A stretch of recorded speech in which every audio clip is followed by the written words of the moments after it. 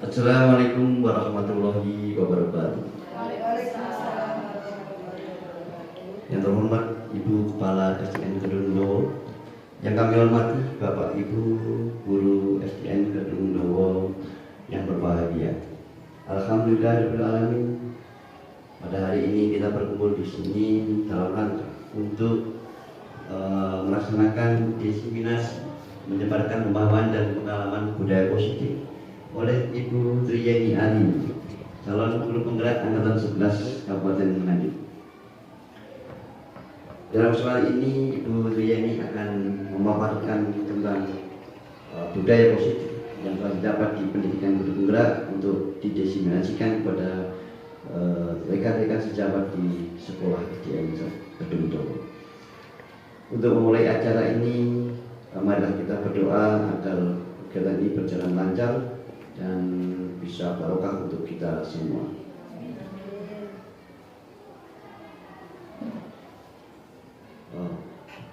Ila hadrati Nabi Mustafa Rasulullah sallallahu alaihi wasallam. Al-Fatihah.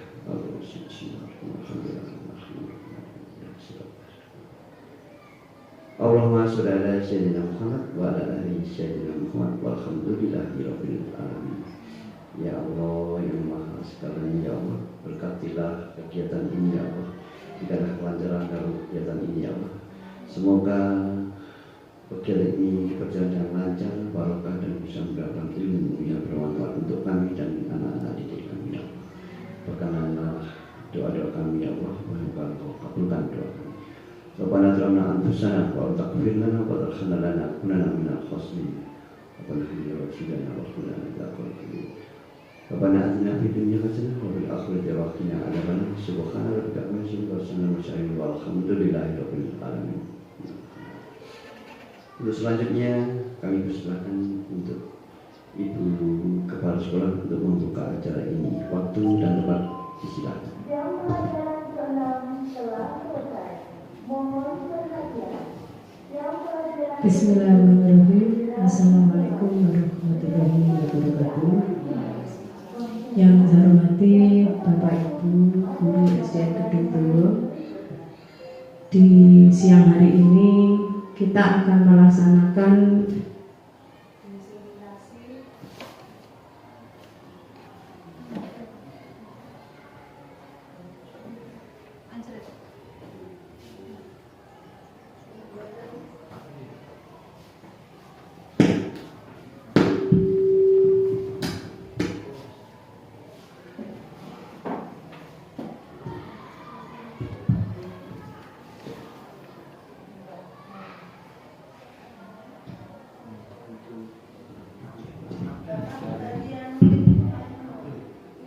Bapak Ibu yang saya hormati, mohon maaf, di siang hari ini kita akan melaksanakan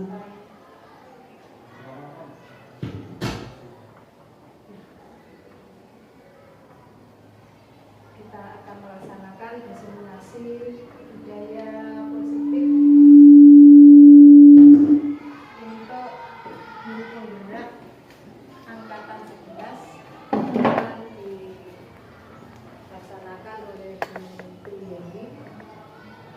Semoga dalam diseminasi hari ini nanti bisa membawa perubahan di SD kita, terutama SDN Kedungdowo, dan bisa memajukan anak-anak didik kita ke depannya nanti semakin maju, dengan perubahan-perubahan yang akan dilakukan oleh teman-teman atau guru-guru yang sudah CGP, dan ini dimulai tahun ini oleh Bu Triyeni hari ini. Untuk itu saya cukupkan sekian dulu. Monggo nanti ini dilanjutkan untuk diskusinya. Saya akhiri dengan siratal mustaqim. Wassalamualaikum warahmatullahi wabarakatuh.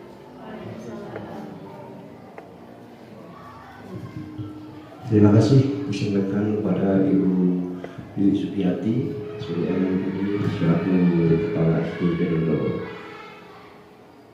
Baik teman-teman dan rekan-rekan sekalian, mari kita ikuti bersama diseminasi tentang budaya positif yang akan disampaikan oleh Ibu Triyeni Alini.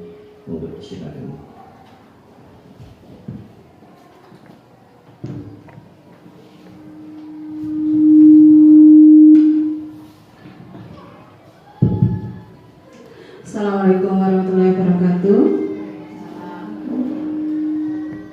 Alhamdulillah, terima kasih atas waktu yang diberikan kepada saya.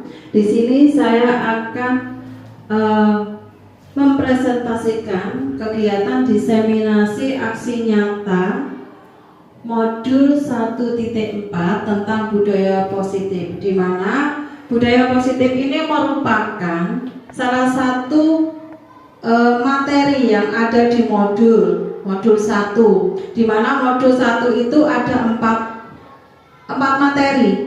Materi 1.1, 1.2, 1.3 dan 1.4 tentang budaya positif.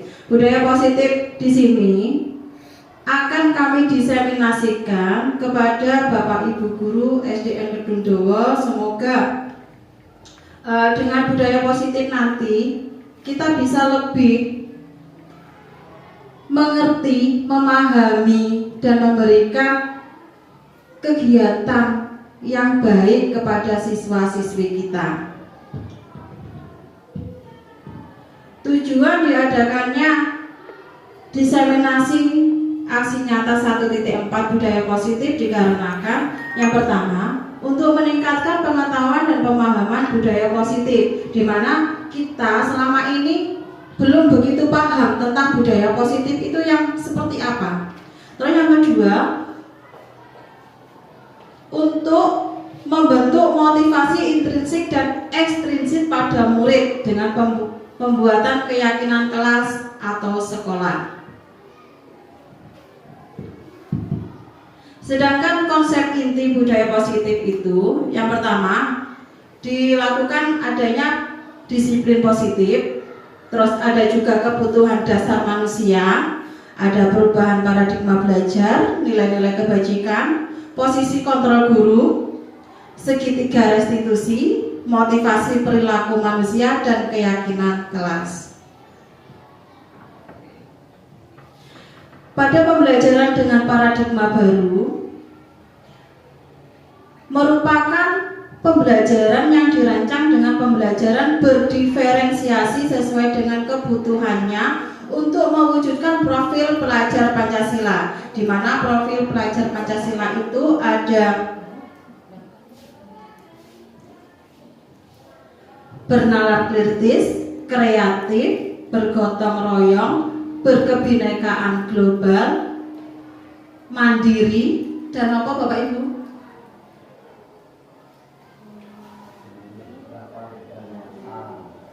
Iya.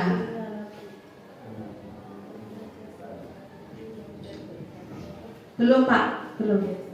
Nah, di sini ada pembelajaran dengan paradigma baru, merupakan pembelajaran yang dirancang dengan pembelajaran berdiferensiasi. Maksudnya pembelajaran berdiferensiasi ini, kita itu mempunyai begitu banyak murid dengan yang mempunyai karakter masing-masing.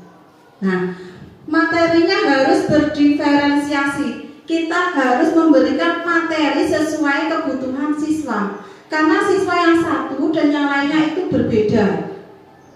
Nanti ada siswa yang kurang pintar, ada siswa yang pintar. Nanti digolongkannya seperti itu, Bapak Ibu. Lanjut.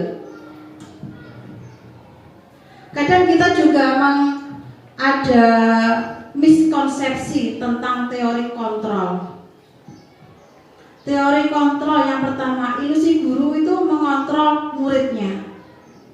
Terus yang kedua, ilusi bahwa kritik dan membuat rasa bersalah mampu menguatkan karakter. Yang ketiga, ilusi bahwa semua penguatan positif efektif dan bermanfaat. Sedangkan yang terakhir, ilusi bahwa orang dewasa berhak memaksa. Terkadang kita selalu menggunakan cara-cara seperti ini saat kita berada di kelas. Nggih, terus? Iya, seperti itu. Kadang kita memaksa anak. Kita itu pinginnya kita itu anak biar nurut sama kita, biar bagus. Padahal itu adalah kita memaksa. Itu tidak boleh. Terus kadang kita juga membuat anak itu merasa bersalah, walaupun anak itu melakukan kesalahan. Tapi kadang anak itu malah down. Nah, itu itu ilusinya. Lanjut Pak. Di sini ada beberapa kegiatan yang mengubah paradigma stimulus respon ke pendekatan teori kontrol. Yang pertama, stimulus respon dari rutinitas atau kebutuhan, realitas kebutuhan kita sama. Sedangkan teori kontrolnya itu realitas kebutuhan kita itu berbeda. Semua orang melihat yang sama di teori kontrolnya. Setiap orang itu memiliki gambaran yang berbeda. Perilaku buruk dilihat karena suatu kesalahan. Kalau di teori kontrolnya, semua perilaku memiliki tujuan. Stimulus responnya, orang lain bisa mengontrol saya, sedangkan teori kontrol hanya Anda yang bisa mengontrol diri Anda sendiri.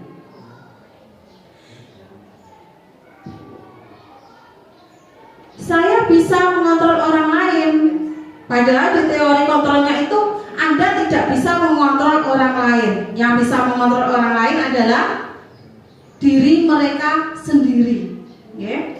Terus pemaksaan ada pada saat bujukan kegagalan. Padahal di teori kontrolnya itu kolaborasi dan konsensus menciptakan pilihan-pilihan baru. Dan yang terakhir, di stimulus respon, model berpikirnya itu menang dan kalah. Sedangkan kalau di teori kontrol itu model berpikirnya menang dan menang. Lanjut Pak. Nah, di sini dibahas tentang disiplin positif. Bahwa disiplin itu berasal dari kata disiplina, yang artinya belajar. Disiplin mengacu pada disiplin diri yang memiliki tanggung jawab terhadap apa yang ditindakannya sesuai nilai-nilai yang diyakini. Sedangkan disiplin positif adalah salah satu cara penerapan disiplin untuk menunjukkan kesadaran peserta didik tanpa imbalan, penghargaan atau hukuman. Nah, di sini kita sebagai pendidik, tujuan kita adalah menciptakan anak-anak yang memiliki disiplin diri, sehingga mereka bisa berperilaku dengan mengacu pada nilai-nilai kebajikan universal dan memiliki motivasi intrinsik. Nah, di sini diterangkan bahwa disiplin positif itu kita itu menunjukkan kesadaran kepada peserta didik tanpa imbalan, penghargaan atau hukuman. Jadi sebenarnya kalau kita terlalu menghukum siswa itu juga tidak baik, itu salah. Nanti akan diterangkan di segitiga restitusi.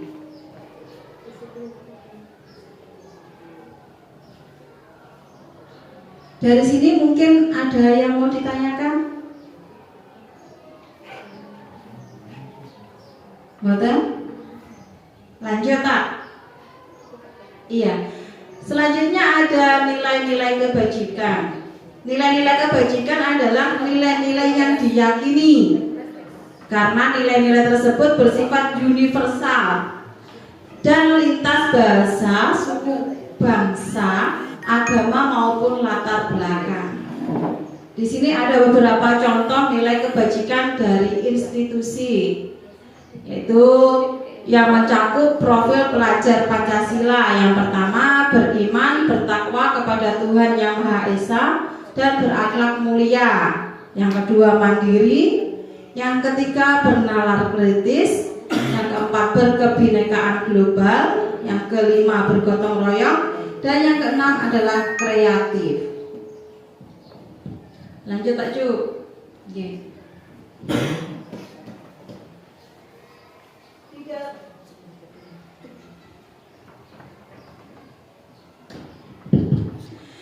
Di dalam keseharian kita sebagai manusia, kita juga memenuhi kebutuhan. Nah, kebutuhan kita itu ada kebutuhan dasar. Di sini diterangkan bahwa kebutuhan dasar manusia itu adalah sesuatu yang kita inginkan dengan melakukan tindakan. Jadi tindakan kita memiliki tujuan tertentu, dan semua usaha terbaik yang kita lakukan adalah dalam rangka supaya kebutuhan dasar kita terpenuhi. Jadi setiap apa yang kita lakukan, kita itu mempunyai tujuan. Lanjut Pak Su. Di dalam kebutuhan dasar manusia itu ada 5 hal. Yang pertama, kebutuhan untuk bertahan hidup, kebutuhan untuk mendapatkan kasih sayang dan rasa diterima, kebutuhan akan penguasaan, kebutuhan akan kebebasan, dan kebutuhan akan kesenangan. Di mana kebutuhan untuk bertahan hidup itu kita memerlukan makanan, pakaian, tempat tinggal, keamanan, dan juga kesehatan dalam mempertahankan hidup. Sedangkan untuk yang poin kasih sayang dan rasa diterima, kita mempunyai rasa diterima, dipedulikan, kita dapat berbagi, kita dapat bekerja sama, berkolaborasi dengan teman kita, dan kita bisa menjadi bagian dari suatu kelompok tertentu dalam suatu komunitas. Seperti yang sudah kita lakukan, kita membentuk komunitas belajar, ya. Nah, itu salah satu kebutuhan kita, yaitu kita mendapatkan kasih sayang dan rasa diterima. Sedangkan di poin penguasaan, di mana di sini membahas tentang harga diri, keinginan untuk dianggap, memimpin, berprestasi, diakui dan didengar.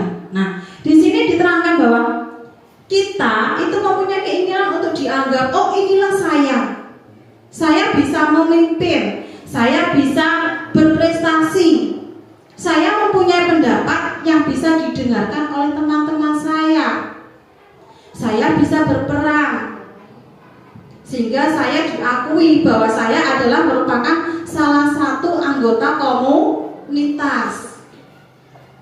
Dan selanjutnya di kebebasan.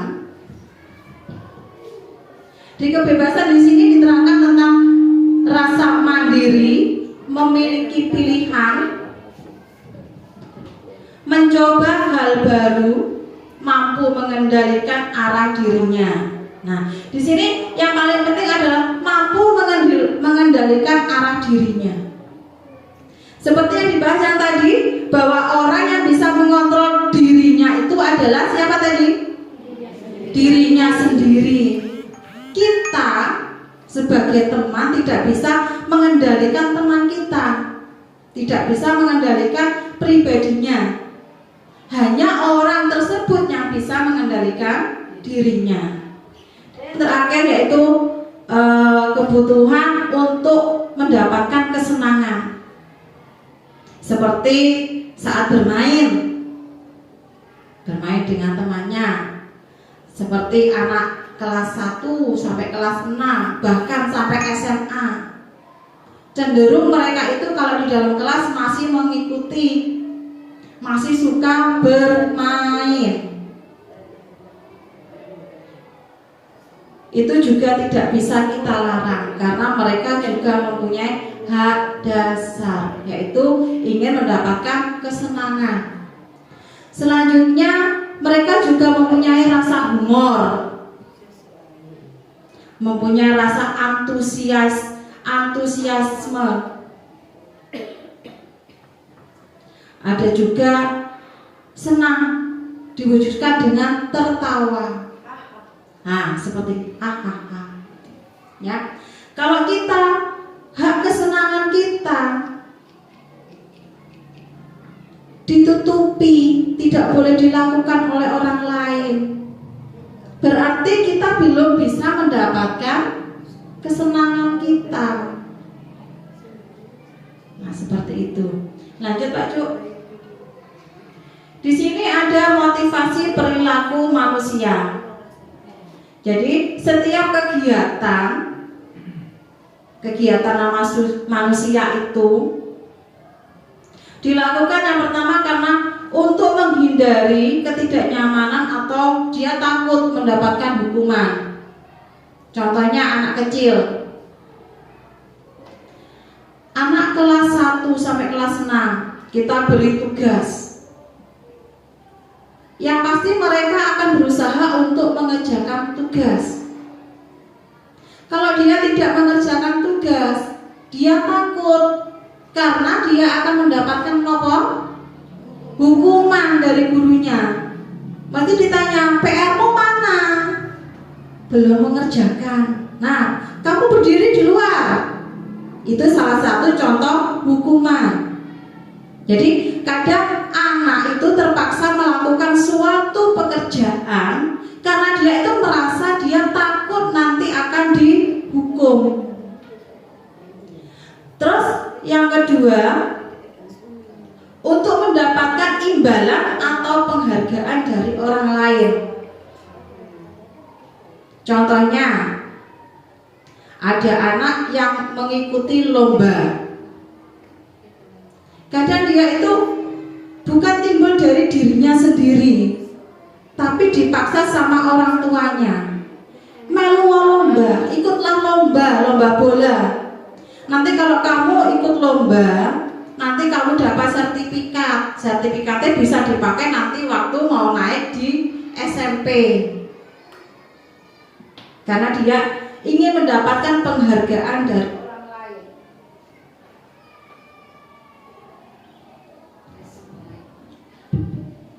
Selanjutnya, ada juga yang untuk menjadi orang yang diinginkan dan menghargai diri sendiri sesuai nilai yang dipercaya.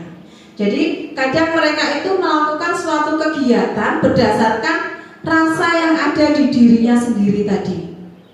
Tidak ada paksaan dari orang lain, tidak ada yang menyuruh, dia melakukan sesuai keinginannya sendiri. Lanjut.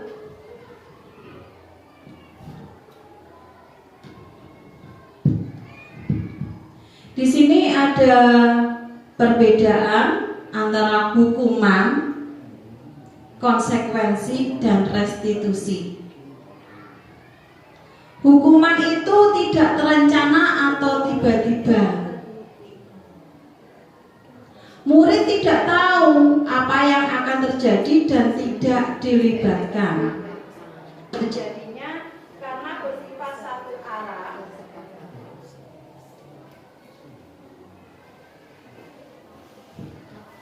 Berupa fisik maupun psikis. Sedangkan kalau konsekuensi itu sudah terencana dan disepakati. Konsekuensi di sini contohnya adalah keyakinan kelas. Terus murid tetap dibuat tidak nyaman karena adanya konsekuensi. Konsekuensi itu dilakukan karena berdasarkan suatu data. Dan kegiatan gurunya itu senantiasa memonitor murid. Sedangkan pada restitusi itu proses menciptakan kondisi bagi murid untuk memperbaiki kesalahan mereka. Yang kedua, proses kolaboratif yang mengajarkan murid untuk mencari solusi untuk masalah mereka. Tanpa kita sadari, kita itu sudah melakukan kegiatan restitusi. Ya. Contohnya, saat ada anak melakukan suatu kesalahan, kita panggil. Ayo ikut Bu Yeni, ikut Bu Eni ke ruang guru. Nah, nanti anaknya ditanya. Itu masuk kegiatan restitusi. Lanjut. Di sini ada 5 posisi kontrol guru. Di mana yang pertama yang sering kita lakukan yaitu sebagai penghukum. Tanpa kita sadari kita menghukum siswa. Terus yang kedua itu pembuat merasa bersalah. kita bisa menjadi teman, kita sebagai pemantau, dan kita sebagai manajer. Lanjut.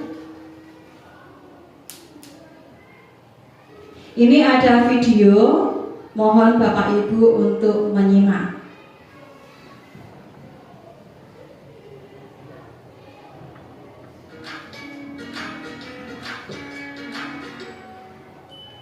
Salam bahagia Ibu dan Bapak Guru hebat. Dalam penerapan disiplin positif restitusi, salah satu program yang dikembangkan adalah 5 posisi kontrol. 5 posisi kontrol dalam restitusi adalah proses perjalanan seorang pendidik agar dapat mengenali dirinya. Pada video kali ini, kita akan membahas tentang 5 posisi kontrol yang dikembangkan oleh Diane Goshen dan contoh penerapannya.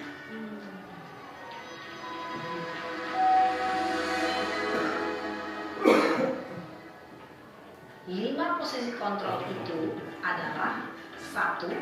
Posisi penghukum, 2. Posisi pembuat rasa bersalah, 3. Posisi teman, 4. Posisi pemantau atau monitor, dan 5. Posisi manajer. Untuk lebih memahami kelima posisi tersebut, mari kita saksikan kasus Naren yang terlambat hadir 20 menit di sekolah dan melihat bagaimana kelima posisi kontrol dalam menghadapi masalah tersebut.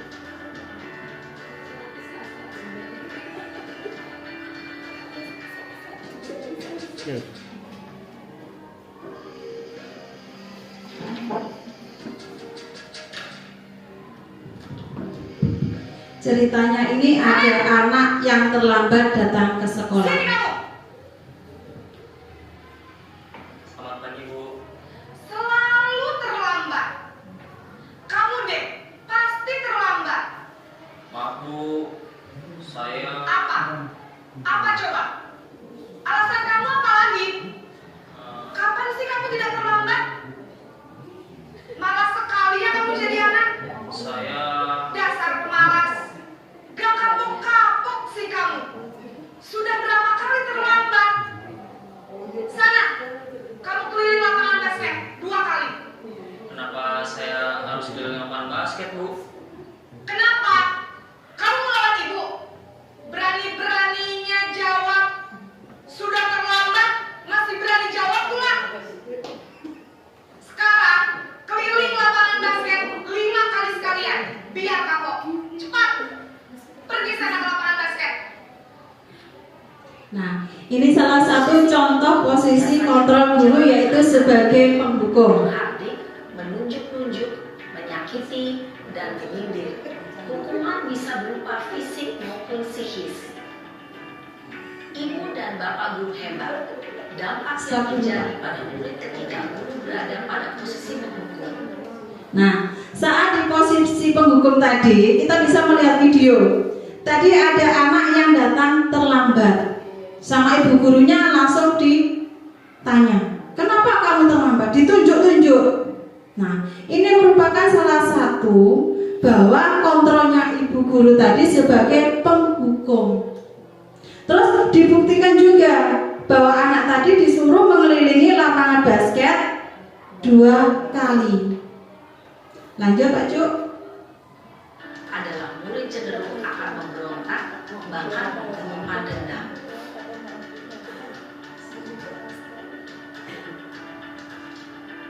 Di sini posisi kontrol sebagai posisi pembuat anak merasa bersalah.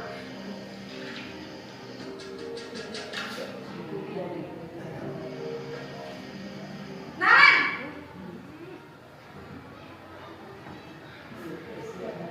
Selamat pagi, Bu. Naren! Kamu kenapa terlambat lagi, nak? Anaknya tiap hari terlambat. Naren, kamu senang ya bikin ibu susah ya? Kalau kamu terlambat lagi, nanti ibu yang ditegur bapak kepala sekolah, nak. Disangka ibu tidak bisa membina kamu. Duh, gimana ini? Maaf, Bu. Duh, Gusti Naren. Kamu suka ya kalau ibu ditegur bapak kepala sekolah?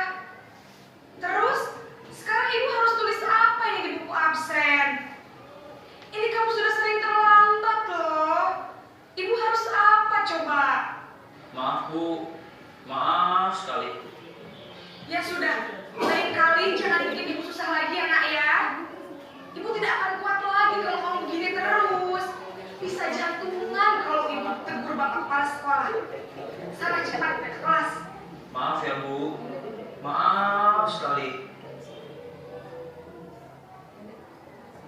Nah, posisi membuat rasa bersalah. Nah, di posisi merasa bersalah, tadi diperlihatkan si Daren datang terlambat lagi. Dan ibu gurunya itu menyapanya dengan suara yang datar, lembut atau dengan keras? Dengan nada tinggi, nada keras. Nah, terus si Daren tadi ditanya, kamu kenapa kok terlambat lagi? Setiap hari kok terlambat? Di posisinya pembuat merasa bersalah itu, beliau mengatakan, apakah kamu nggak kasihan sama ibu? Kalau ibu ini nanti jantungan, karena sering dipanggil sama ibu kepala sekolah, karena kamu. Nah, kamunya ini yang membuat Daren itu merasa bersalah. Oh, nanti kalau guru saya dipanggil sama ibu kepala sekolah itu karena kesalahan saya. Jadi si Daren tadi terus merasa down. Paham ya? Oke, lanjut. Berbicara dengan nada tenang, cenderung lembut.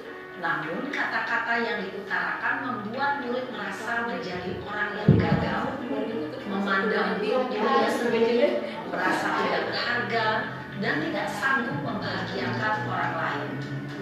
Ketika guru mengambil posisi membuat rasa bersalah, murid akan menganggap dirinya yang bersalah dan ia akan menyimpan emosi negatif tersebut di dalam dirinya.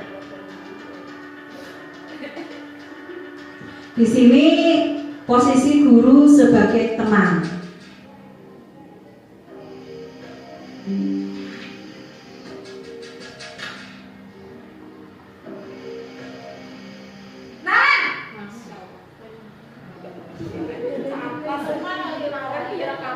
Selamat pagi Bu.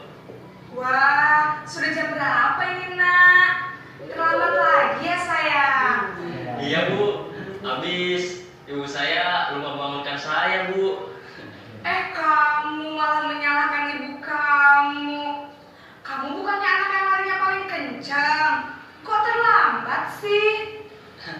Iya Bu, saya memang terlambat bangun tadi. Jadi biarpun saya lari kencang, tetap gak kekejar Bu. Ya sudah sana, nanti lain kali larinya lebih kencang lagi ya, biar gak terlambat lagi. Bikin seneng ibu, demi ibu, bisa kan? Bisa lah Bu. Ya sudah sana masuk kelas, ibu beresin urusan absen kamu. Kamu ini ada-ada saja. Dalam posisi teman, guru berbicara dengan nada suara ramah, akrab, cenderung bersenda gurau untuk menjaga suasana tetap santai. Murid akan merasa senang, aman, dan akrab dengan guru. Identitas yang tercipta adalah identitas sukses atau berhasil. Namun, perlu diingat, karena ini masih dorongan eksternal, maka ada faktor ketergantungan dari murid kepada orang tertentu. Di sini, guru absennya, sehingga di lain waktu, murid bisa berperilaku baik, namun hanya kepada orang-orang tertentu saja. Nah, di posisi sebagai teman, kadang kita itu pingin sharing-sharing dengan murid kita. Kadang kita juga merasa ingin tahu ada masalah apa pada murid saya ini. Kok dia itu terlambat? Kok dia itu tidak pernah mengerjakan PR? Kita sebagai teman, menempatkan diri kita sebagai teman. Kadang anak itu kita ajak untuk curhat, kita ajak ngobrol tentang masalahnya. Terus itu bagusnya, yang baik, yang jeleknya itu. Kalau kita melakukan posisi sebagai teman, kadang anak itu merasa tergantung pada diri kita. Oh, aku tidak mengerjakan PR, bu guru juga tidak marah. Aku datang terlambat, guruku juga tidak marah. Karena saya dianggap sebagai teman. Malah kadang kalau saya itu terlambat, cuma diberitahu saja, sudah kamu masuk enggak apa-apa, kamu lewat saja sudah. Kadang merasa dilindungi. Iya. Kadang kalau kita, pengalaman kita ya sebagai guru, kalau kita kadang terlalu dekat dengan siswa, kadang siswa itu juga lunjak, manja, ingin diperhatikan. Padahal inginnya kita itu kita bisa berbagi pengalaman kepada siswa, tapi siswa kadang yang bingung mengartikannya. Itu jeleknya. Lanjut Pak.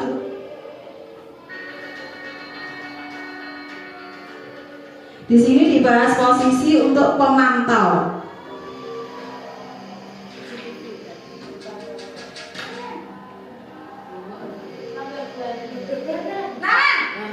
Iya, lakonnya tetap Naren. Selamat pagi Bu. Naren, apa peraturan sekolah kita tentang jam berapa kita harus masuk sekolah, Nak? Kita harus di sekolah jam 7 Bu. Iya betul, sekarang sudah jam 7.20. Naren sudah tahu konsekuensinya jika terlambat hadir. Paham Bu, saya harus tinggal kelas pas jam istirahat selama 20 menit. Iya benar, konsekuensinya demikian. Jadi nanti jam 9.30 pas istirahat, kamu harus tinggal di kelas, kerjakan tugas tambahan untuk ketertinggalan kamu, ya? Baik Bu. Posisi pemantau mengandalkan penghitungan atau data untuk mengontrol murid. Guru mengarahkan murid berdasarkan peraturan dan konsekuensi. Seorang pemantau menunjukkan bahasa tubuh dan ekspresi wajah yang datar dan cenderung formal. Stop dulu.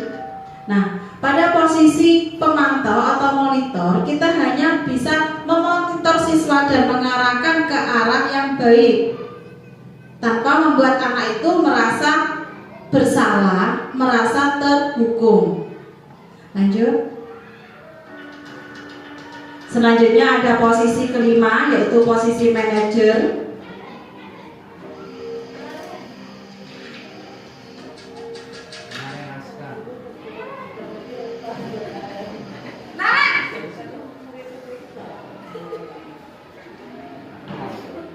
Selamat pagi Bu. Selamat pagi Naren. Maaf Bu, saya terlambat. Iya, sekolah masuknya jam 7, sekarang sudah jam 7.20. Jadi sekarang bagaimana ini Naren? Maaf Bu, saya lupa setel alarm saya semalam. Baiklah, menurut kalian, keyakinan sekolah yang mana yang perlu kamu tingkatkan? Menghargai diri sendiri dan orang lain mungkin ya Bu. Setuju. Jadi, apakah Naren meyakini prinsip saling menghormati tersebut? Iya Bu, saya meyakininya. Apakah Naren bersedia memperbaiki masalah keterlambatan ini? Bersedia Bu. Bagaimana kamu akan memperbaiki masalah keterlambatan ini? Saya akan coba untuk tidak lupa menyetel alarm saya Bu. Baik, kalau Naren lupa menyetel alarm di rumah, ada orang yang kira-kira bisa bantu mengingatkan tidak?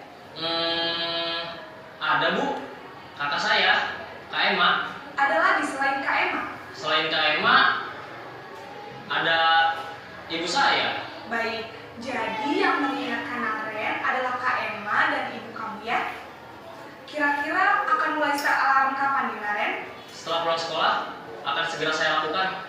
Baik, jadi Naren akan setel alarm untuk bangun besok pagi dan akan diingatkan oleh kakak dan ibunda Naren ya. Ada lagi yang mungkin perlu dilakukan Naren agar tidak terlambat bangun lagi? Tidak ada Bu. Baik Naren, terima kasih untuk kerjasama kamu. Sekarang kamu perlu kembali ke kelas untuk belajar. Baik Bu, terima kasih. Posisi manajer adalah posisi kontrol yang disarankan untuk membimbing murid memiliki sikap disiplin yang positif, yaitu murid yang mandiri, bertanggung jawab, dan dapat memecahkan masalah. Tujuan dari posisi ini adalah agar murid dapat berefleksi atas tindakannya.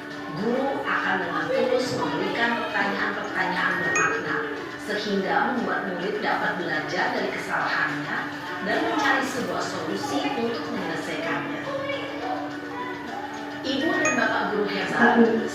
Nah, di posisi kelima yaitu posisi manajer, kita itu membimbing siswa kita yang sudah melakukan kesalahan untuk ke arah yang benar tanpa membuat rasa bersalah, menghukum, sehingga dia itu bisa merefleksikan kesalahannya sehingga dia bisa lebih bertanggung jawab. Sehingga untuk yang kemarin-kemarin sudah kesalahannya dilupakan, dia akan memperbaiki. Lanjut. Telah mengamati adegan kelima posisi kontrol tadi, kira-kira posisi mana yang paling ideal? Stop. Posisi mana? Nah, di sini diterangkan ada 5 posisi kontrol. Posisi kontrolnya tadi ada apa saja? Penghukum, pembuat merasa bersalah, pemantau, teman, dan yang terakhir ada manajer. Dari kelima posisi kontrol tersebut, menurut panjenengan itu yang bagus itu yang mana? Sebagai seorang manajer. Nah, lanjut. Nah, yang dapat menunjang motivasi prinsip murid. Ya, tentu posisi manajer. Posisi ini memang posisi ideal yang ingin dituju setiap pendidik. Pada posisi inilah guru dapat menerapkan disiplin positif yang berpihak pada murid, yang memerdekakan murid. Perjalanan seorang pendidik tentunya tidak mudah untuk sampai pada posisi seorang manajer. Namun, tujuan kita pasti, yaitu menciptakan murid-murid yang mandiri, merdeka, dan bertanggung jawab. Semoga penggambaran 5 posisi kontrol yang telah diperlihatkan ini dapat menjadi ajang refleksi bagi kita semua, agar dapat terus mengasah dan menerapkan disiplin positif yang memerdekakan murid. Mari terus berlatih dan bersemangat. Selamat menerapkan. Salam dan bahagia Ibu dan Bapak guru hebat.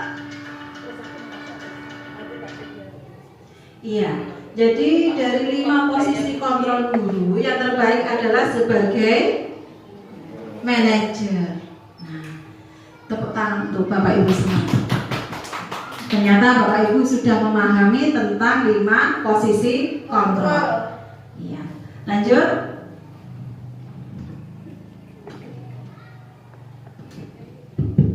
Di sini ada beberapa contoh tentang penerapan 5 posisi kontrol guru. Yang pertama itu sebagai seorang penghukum dan pembuat rasa bersalah, di mana ada suatu kasus, ada seorang anak yang datang terlambat ke sekolah.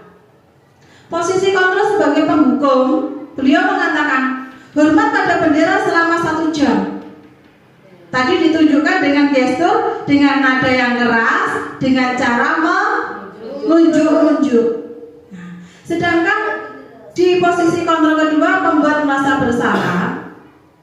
Contoh kalimatnya dari ibu guru tadi, berapa kali ibu harus mengingatkanmu, kamu selalu berbuat kesalahan. Apa kamu tidak merasa bersalah? Kamu nggak merasa kasihan sama ibu karena seringkali dipanggil sama ibu kepala sekolah. Itu contoh dari pembuat merasa bersalah.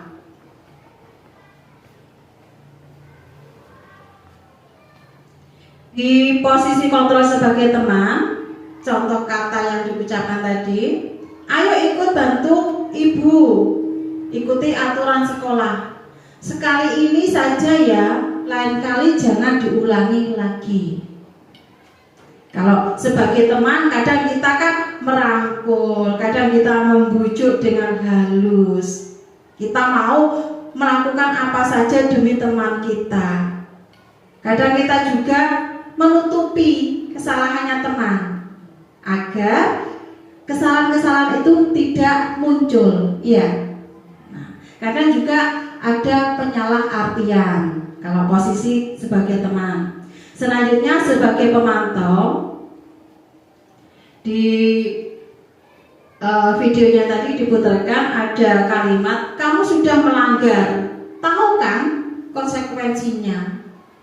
Nah, itu sebagai pemantau. Lanjut. Sedangkan posisi di manajer, kita mengingatkan, kita merefleksikan pada siswa yang bersalah tadi dengan menanyakan, apa kamu tahu kesalahanmu? Terus kira-kira bagaimana kamu memperbaiki kesalahanmu tadi tanpa membuat anak itu merasa bersalah. Jadi dia akan merefleksikan, oh ternyata saya itu bersalah karena ini, tapi bukan dia merasa bersalah karena dia membuat orang lain itu dipanggil tadi. Terus dia akan memperbaiki lagi kesalahannya dengan rasa bertanggung jawab. Lanjut.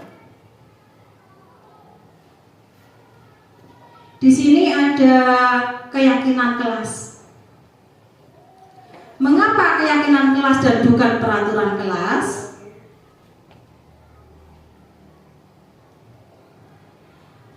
Kita selalu membuat keyakinan kelas di dalam kelas kita. Kalau dulu kesepakatan kelas, kalau sekarang keyakinan kelas. Di mana keyakinan kelas ini bersifat lebih abstrak daripada peraturan. Terus pernyataan-pernyataannya itu universal dalam bentuk yang positif. Tidak terlalu banyak kata-katanya, dapat diterapkan, dan semua warga kelas itu hendaknya ikut berkontribusi dan bersedia meninjau kembali. Jadi kalau keyakinan kelas itu tiap hari kita lakukan berjangka. Kalau tidak berat 1 hari, 2 hari, bisa seminggu, bisa 1 bulan, yang selalu kita rubah. Namanya keyakinan kelas. Lanjut.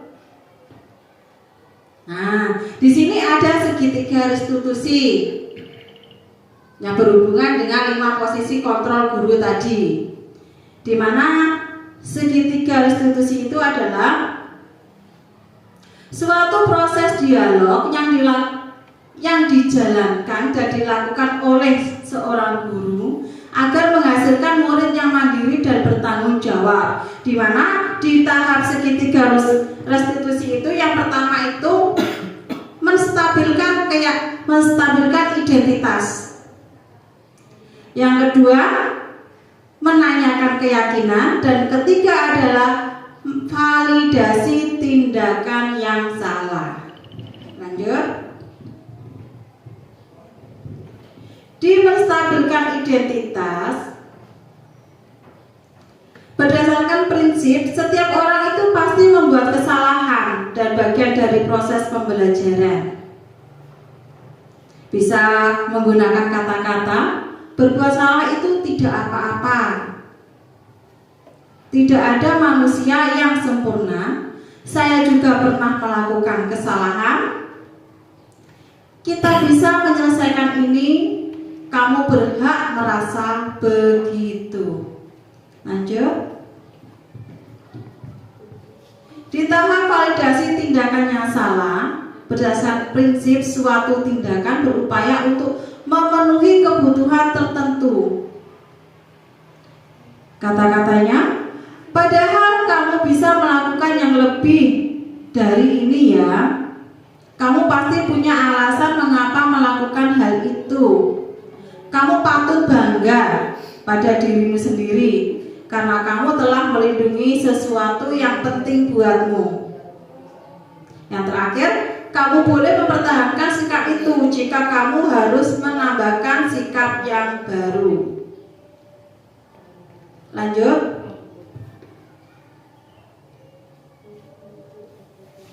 Di tahap yang menanyakan keyakinan, berdasarkan prinsip teori kontrol, menyatakan bahwa kita pada dasarnya termotivasi secara internal, yaitu apa yang kita percaya sebagai kelas atau keluarga, apa nilai-nilai yang telah kita sepakati, Apa bayangan kita tentang kelas yang ideal?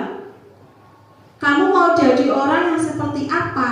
Nah, itu di tahap menanyakan keyakinan. Lanjut. Di sini ada 2 contoh kasus yang sudah saya lakukan untuk penerapan segitiga restitusi. Yang pertama, kasusnya yaitu ada siswa yang sedang makan saat pelajaran. Nah, pada saat pelajaran saya mengajar, ada siswa saya yang melakukan suatu tindakan yang membuat saya sebagai guru itu tidak nyaman. Begitu juga dengan temannya. Terus saya lakukan segitiga restitusi, di mana tadi segitiga restitusi ada 3 tahapan. Yang pertama yaitu apa tadi?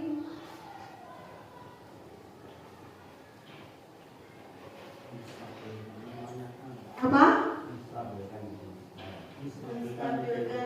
Iya, menstabilkan identitas, menanyakan keyakinan dan memvalidasi kesalahan. Ini ada contoh videonya. Kita tahu nggak kenapa tadi pagi-pagi di sini?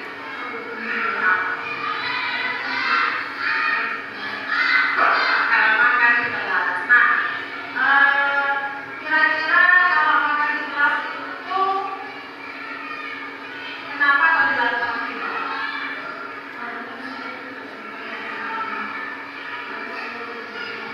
Guru-gurunya karena apa? Karena gangguan kesianan. Oh iya. Kalau gangguan kesianan malamnya bermain HP. Ya. Terus Vino ngerti nggak kalau makan di kelas itu salah? Sama. Seharusnya makan di kelas itu tidak boleh. Terus seharusnya dilakukan saat ini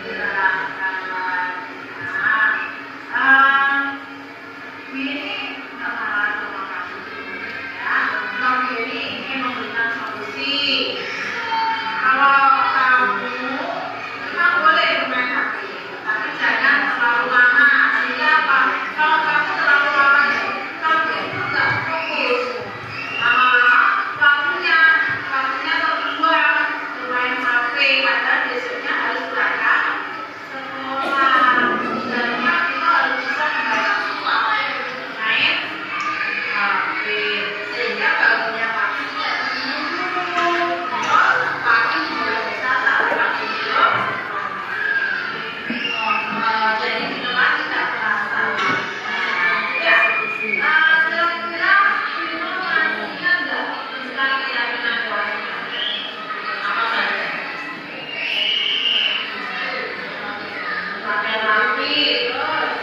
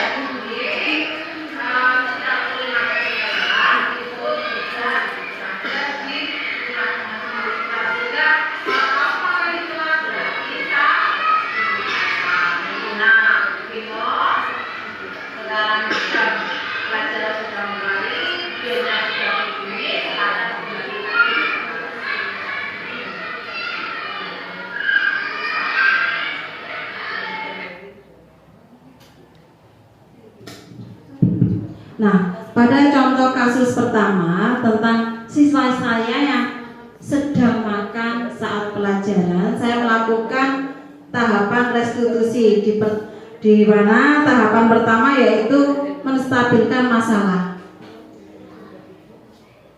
Saya memanggil siswa saya itu saat jam istirahat, bukan saat pelajaran langsung saya panggil.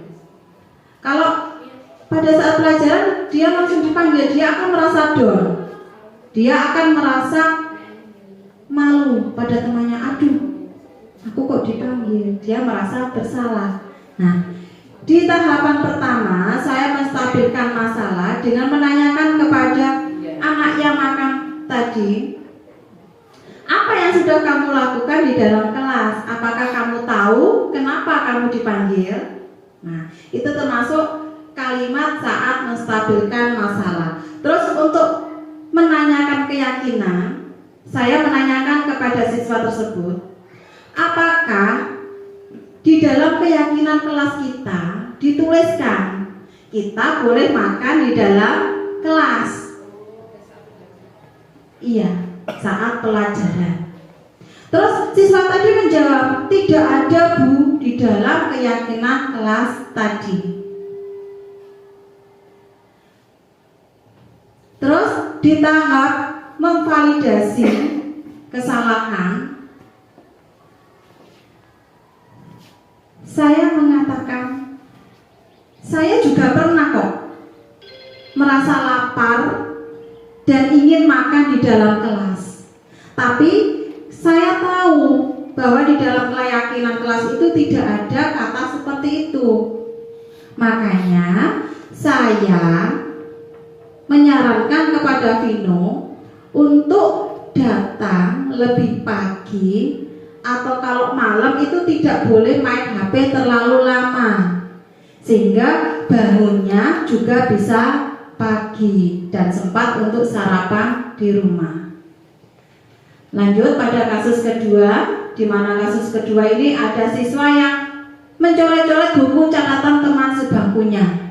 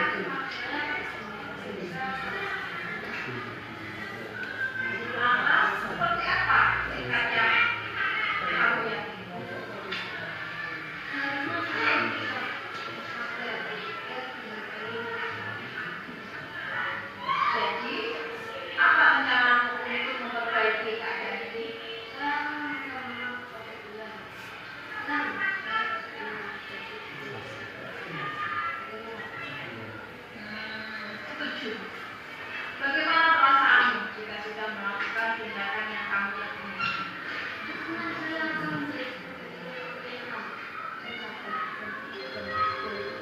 Baiklah, mari kita pikirkan penjelasan ini. Jika perlu, kita panggil.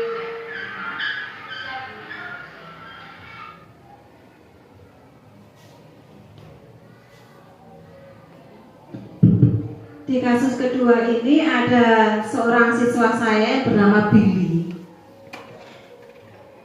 Dia itu tidak membawa buku. Terus dia ingin meminjam catatan temannya tadi, sama si Bian tidak diberi. Akhirnya si Billy itu merasa jengkel sama Bian, dicoret-coret bukunya Bian. Nah seperti itu. Terus saya panggil ke ruang guru. Saya tanyakan kepada Billy tentang hal apa yang sudah dilakukan di tahap menstabilkan masalah. Terus di tahap keyakinannya saya menanyakan, kalau kamu sudah melakukan hal tadi, apakah kamu itu merasa senang atau merasa apa? Terus si Bilinya berkata, saya merasa takut Bu, saya merasa bersalah, saya merasa nggak enak hati. Saya merasa takut kalau nanti disuruh mengganti catatannya Bian.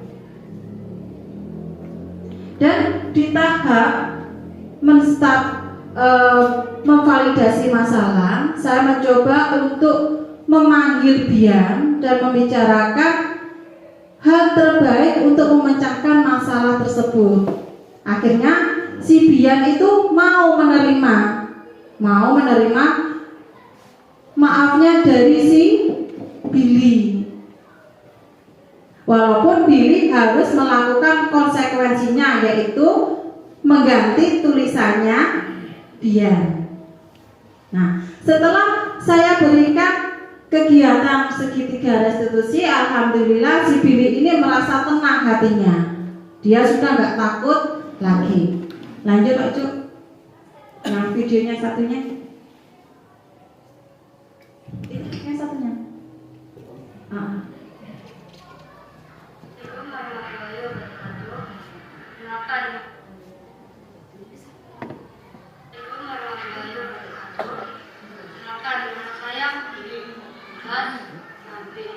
Saya merasa senang karena telah diajak Yeni untuk melakukan praktek segitiga restitusi untuk memecahkan permasalahan dan saya happy. Terima kasih Bu Yeni. Assalamualaikum warahmatullahi wabarakatuh. Nah, ini adalah refleksinya si Billy setelah dia tadi melakukan segitiga restitusi bersama saya.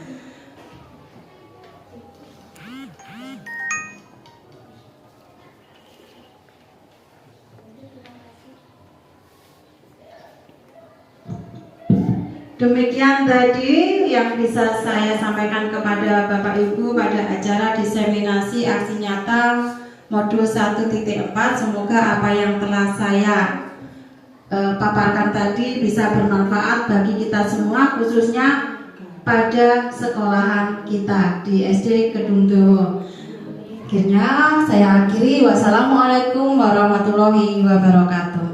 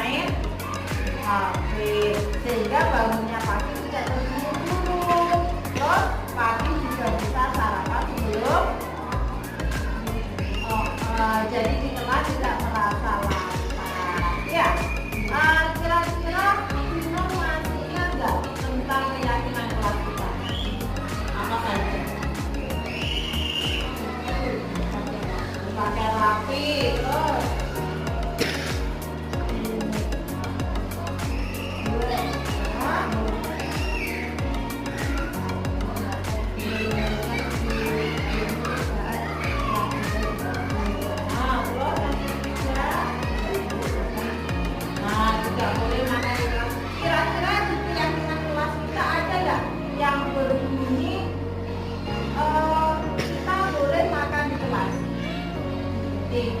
Jadi tidak boleh makan di kelas itu tidak ada di keyakinan kelas kita. Sehingga kalau kamu makan di kelas berarti sah. Nah, Vino, sekarang jam pelajaran sudah mulai, belnya sudah berbunyi, silakan kembali lagi ke kelas.